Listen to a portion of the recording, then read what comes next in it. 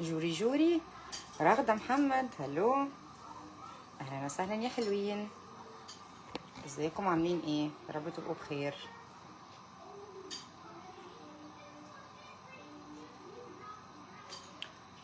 مين تاني؟ تونة يا موكا. بسم الله الرحمن الرحيم.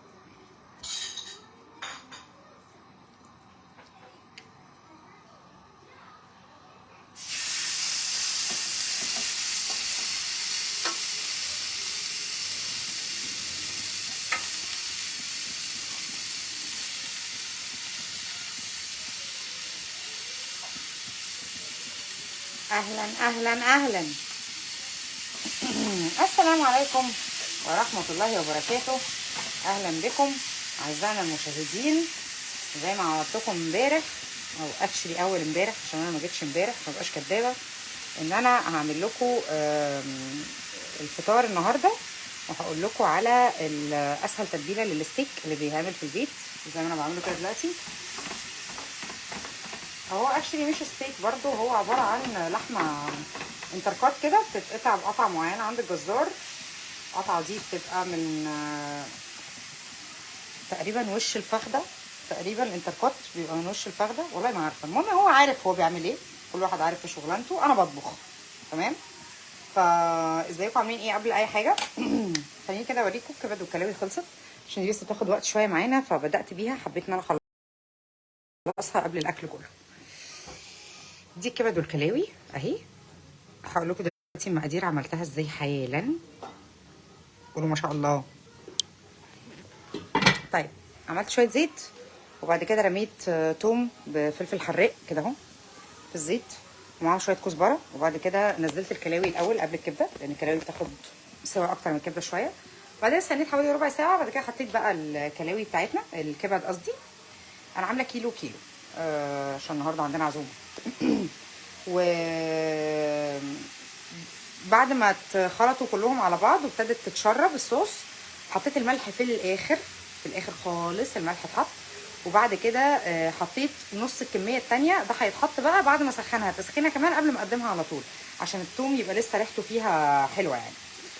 الحاجه التانيه اللي عملناها النهارده رز بالشعريه. هو لسه هو بيستوي المفروض. حطيت عليه، الله يا رب ما يكون باظ. رز بالشعريه اهو، النار مطفيه عليه زي ما انتم شايفين، لسه واخده بالي دلوقتي. وعاملين شوربه خضار بالشعريه. حطينا الاول الخضار طبعا يتشوح بشويه زيت، ومعاهم مكعب مرقه خضار. انا ما بحبش مرقه الدجاج ولا مرقه اللحمه بصراحه. حطيت معاها مرقه خضار، شوحتهم كلهم مع بعض، بسله وكوسه جزر وبصل. وحمرت بعد كده الشعريه على جنب. وبعد كده اول ما الخضار حسيت ابتدى يستوي، حطيت ميه وحطيت شويه فلفل اسود، اديتهم غلوه على النار. وبعد كده نزلت بقى بايه؟ بالشعريه. فطلعت شوربه خضار بالشعريه زي ما انتم شايفين كده، شكلها زي القمر ما شاء الله. الحاجه الرابعه اللي بنعملها النهارده بقى هو اللحمه المتبله دي. هاي بوكي، سي هاي، سي هاي. هاي. فدلوقتي عندنا اللحمه اللي انا بقول لكم عليها الستيك دي متبله ازاي. انا بفرم بصلايه، بحط عليها ملح وفلفل فقط لا غير، ملح وفلفل فقط لا غير. لحمه من عند الراجل الجزار زي الفل. بفرم بصلايه ناعم جدا، وبعد كده بحط عليها ملح وفلفل وهي بتتفرم. بعد كده بفضي كيس اللحمه في الطبق البلاستيك زي ما انتم شايفين اهو، وبحط اللحمه بس بسيبها بقى ساعتين 3 ساعات. دي انا سايباها من امبارح بصراحه، بس عامه هي بتتساب ساعتين 3، لو اتسابت ربع ساعه هيطلع طعمها حلو برده. فما تشغلوش بالكم بموضوع ان اللحمه تبقى مارينيتد، لان مش مهم، مش لازم اللحمه تبقى بايته في البصل وبايته في التتبيله، يعني كل دي خزعبلات. لو طعم التتبيله حلو هتغنيكوا عن اي حاجه في الدنيا، واللحمه هتطلع قمر زي ما انتم شايفين دلوقتي. انا هي بحمرها في طاسه من غير زيت، من غير زيت، بحمرها من غير زيت، ايوه من غير زيت عادي جدا. واللحمه بتطلع طعمها قمر وجميله، ما تقلقوش. بالعكس انا بحس اصلا الزيت بيبوظ طعم اللحمه، لما بحسها لحمه بقت لحمه محمره مش مشويه. طبعا اللي عنده شوايه ويقدر يعمل كده على الشوايه يبقى عظيم. ما كانش والدنيا مش متاحه عندكم انكم تشغلوا شوايه في رمضان وارهاق عليكم وكده، كفايه جدا تعملوها في صينيه كده زي ما انا بعملها دلوقتي. لذيذه سهله، بتخلص في 5 دقايق. كنت عايزه اقول لكم ايه تاني بقى. اختي داليا قررت ان هي تدخل لي تحدي النهارده، والهانم خلت حماتها تعمل لها محشي كرنب. يعني بيقولوا دايما القرعه بتتعايق بشعر بنت اختها، انا اختي بقى بتتعايق بطميخ حماتها، فهي قررت تخلي حماتها تعمل لها محشي كرنب، وقالت لي انا جايبه لك محشي كرنب وفراخ وجاي لك النهارده. طبعا انا مش عارفه محشي كرنب والفراخ دول هيروحوا فين، بس يعني ان شاء الله يلاقوا اللي ياكلهم والدنيا تبقى لذيذه. ايه تاني كنت عايزه اقوله لكم؟ عندكم اي اسئله للحمه؟ التتبيله بتاعت اللحمه اسكندراني، احنا في اسكندريه بنعملها كده، معلش احنا اسكندرانيه، فاحنا بنتبلها كده في ملح وفلفل وبصل فقط لا غير. في ناس بتحب تحط طماطم، في ناس بتحط فص ثوم، بصراحه انا ماليش في الجو ده. وبعمل الطحينه بقى خطيره، احنا عايزين نعمل طحينه على فكره. يا بوكي عايزه طحينه وعايزه سمول باول عشان اعمل طحينه. الطحينه بقى بعملها بنفس الطريقه، نفس الثوم بتاع الكبده اللي بالفلفل هاخده احطه في سلطانيه على شويه طحينه، لو عندي معلقه زبادي احطها عادي مش هتقول لا. هعملها معاكم دلوقتي احنا قاعدين. اديني باول كده. ايوه شكرا. عايزه ميه اهي.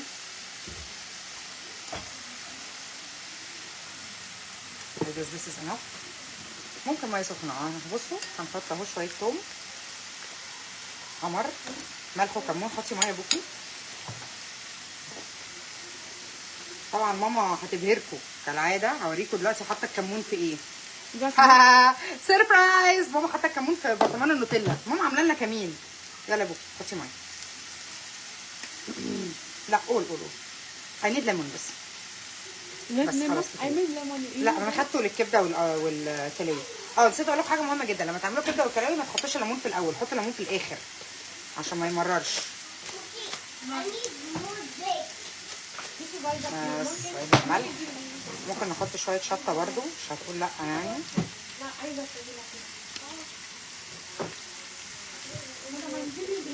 يا ما حسن الصدف وانا كمان بعمل رز بشعريه وملوخيه. والله كنت هعمل ملوخيه بس رجعت في كلامي، حسيت ان مش هتبقى مكانها بصراحه. يعني عاملين كبد وكلاوي، كانوا نقلب اللحمه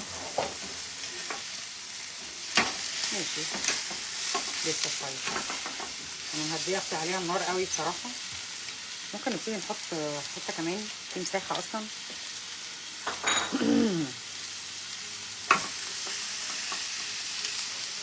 الليمون فين يا بوكي؟ عايزه احط شطه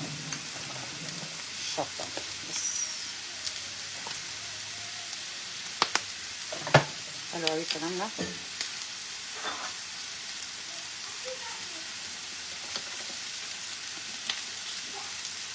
وانا اسكندرانيه والفخر ليا. اهلا بنت الجيهه حبيبتي يا ميمي، منوره والله. مهم برضو الطحينه النهارده على الطريقه الاسكندرانيه، كبد والكلاوي على الطريقه الاسكندرانيه، حتى اللحمه المشويه على الطريقه الاسكندرانيه النهارده برعايه الميه المالحه والوشوش اللي زي القمر، عشان الاسكندرانيه كلهم حلوين، ما بنحبش نتكلم عن نفسنا كتير. اللحمه دي ما اكلتهاش من العيد. ماشي يا عم، ربنا يرزقك ويرزقنا.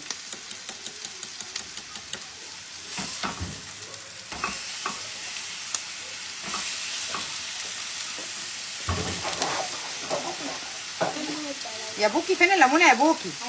هاتيها. لا هاتيها وضعوا اوكي.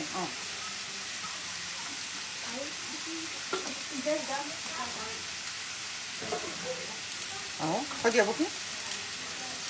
اول ما بيتحط الليمون بقى لا كتير كده، حطيه على الكبد والكلاوي. بصوا اول ما بنعمل هوريكم حاجه، استنى بصوا. الطحينه اول ما بيتحط عليها الليمون بتبيض وبتتقل، فما تتخدعوش دايما في الطحينه غير لما تحطوا الليمون تعرفوا اذا كانت تقيله محتاجه ميه زياده او لا. هي الطحينه اهي، هي دي القوام بتاعها، بس انا لسه هخفها شويه لان لما الليمون اتحط بصراحه تقلت قوي. فخلوا بالكم دايما ما تقيسوش قوام الطحينه على قبل ما تحطوا الليمون، يعني حطوا الليمون الاول بعد كده شوفوا قوام الطحينه اذا كان اوكي ولا محتاج يعني يزيد او يقل.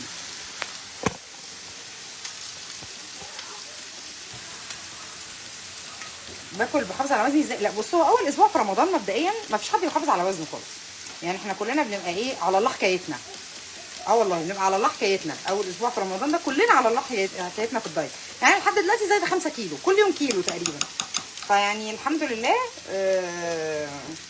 اللي بيحصل ده انا عارفه انه مش في مصلحتي، بس ربنا كبير ان شاء الله. فيكي اديني طبق كده، طبق عادي، طبق كبير سيرفيس عشان احط فيه اللحمه.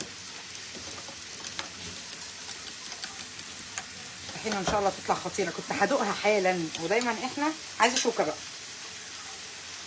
دايما احنا بنغلط الغلطه الشنيعه دي وبندوق الاكل واحنا صايمين، وان شاء الله يعني ربنا يسامحنا. او لكل ستات البيوت يعني والله العظيم بيصعبوا عليا، بيبقوا عقلهم مش فيهم، واقفين بيطبخوا وفعلا اهو بصوا ده منظر اللحمه النهائي. هي مش محروقه يا جماعه، هي ويل دان، بس احنا بنحبها كده.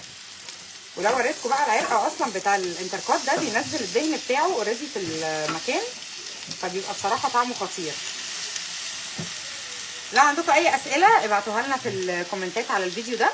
كل سنه وانتم طيبين، رمضان كريم. طلعت لكم بدري اهو النهارده شويه زي ما انتم كنتوا عايزين، علشان نلحق نقعد مع بعض ونتكلم مع بعض براحتنا. قولوا لي ايه اكتر حاجه عجبتكم دلوقتي مع الاكل اللذيذ اللي انا عاملاه ده. اكتر حاجه عجبتكم ايه؟ اكتر حاجه حاسين انها ممكن تطلع احلى حاجه على السفره ايه؟ الله يخليك يا سوزان. كل سنه وانتم طيبين يا جماعه، رمضان كريم. رمضان بيحب اللمه، والنهارده احنا عندنا بنت خالتي واخواتي الاثنين وعيالهم، افطارا مقبولا، ايه صوما مقبولا وافطارا شهيا ان شاء الله. وعاملين تمر هندي، ده المشروب بتاع الفطار. والحلو بقى لسه عماله افكر اعمل لهم ايه. طريقه الايه الجينور. جينور ايه؟ انا مش عامله جينور. الله يخليكي يا منى، تلاقيكي احلى مني كمان، مش شبهي بس. كل سنه وانتم احنا بنخس. والله العظيم الدكتور الدايت بتاعي على الله حكايته برضه. لقيته باعت لي الدايت بتاع رمضان قبل رمضان بيوم، على اعتبار ان انا همشي على الدايت. يعني غلبان باهي غلبان، بس انا لا همشي ان شاء الله. يعني هفوت اول اسبوع بس كده ان شاء الله، ونبدا بقى نمشي على الدايت مظبوط باذنك يا رب يعني. دي يا جماعه هي اللحمه المشويه خلصت، وبنعمل دلوقتي سلطه خضراء، وفي شوربه بالشعريه، شوربه خضار بالشعريه، وعاملين رز ابيض بالشعريه، وكبد وكلاوي. اللي عايز ياكل رز بكبد وكلاوي وسلطه اوكي، اللي عايز ياكل لحمه مشويه ورز برده وسلطه اوكي، اللي عايز يعملها سندوتشات. على فكره اللحمه دي في السندوتشات بتبقى خطيره لو تقطع عليها بس طماطم وبصل بالخل. مش قادره اوصف لكم تبقى حلوه ازاي. كل سنه وانتم طيبين، رمضان كريم. لو عندكم اي اسئله ليها علاقه بالريسيبي او بالوصفه اللي عملتها النهارده ابعتوا لي في الكومنت وهرد عليكم. الطحينه شكلها تحفه. تعالى اتفضل كل معانا يا علاء. يلا صباحكم فل. كل سنه وانتم طيبين، رمضان كريم. والنهارده كان اللايف بتاع رابع يوم رمضان. كل سنه وانتم طيبين، الشهر بيجري بسرعه. حبوا بعض، حبوا بعض، حبوا بعض. صباحكم زي الفل، واضحكوا في وش بعض يا جماعه، ما تنسوش.